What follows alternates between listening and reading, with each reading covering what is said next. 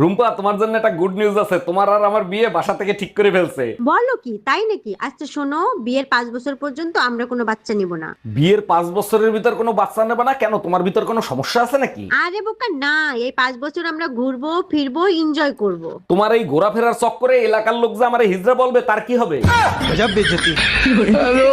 ভাবি, শুনলাম ট্রেনের ভিতর বসে নাকি আপনার ইজ্জত নষ্ট করছে। আর বললেন না অরুণ ভাই, একা পাইয়া চারজন এসে আমারে ধরছিল, কি করব বলেন? এইটা কোনো কথা বললেন? আপনি চেইন টান দিলেন না কেন? তিনজনের চেন টান দিছিলাম, আরেকজন তো লুঙ্গি পরে আইছিল।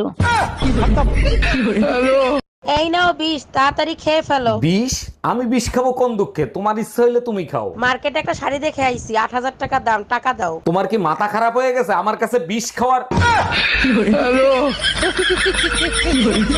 আচ্ছা বউ, আমি মরে গেলে তুমি কি করবা? কেন? আমি আমার বোনের সাথে থাকবো। ও, আমি মরে গেলে তুমি কি করবা? কেন আমিও তোমার বোনের সাথে থাকবো? ছেলেরা তো উপোসও করে না, আবার শিবরাত্রিও করে না, তাহলে আমাদের মতো ভালো বউ পায় কি করে?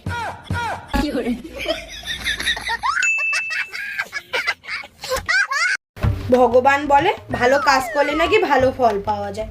আমি তো জীবনে কত ভালো কাজ করেছি, কই আমি তো ভালো ফল পেলাম না। আমার মনে হয় কি জানো, ভগবান তোমার ফলের জুস বানাচ্ছে।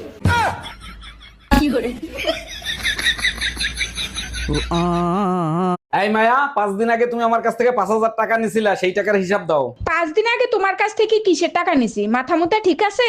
আরে সংসারের খরচের কথা বলে 5,000 টাকা নিছিলা না, সেই টাকার কথা বলতেছি। ও আচ্ছা, ওই টাকা।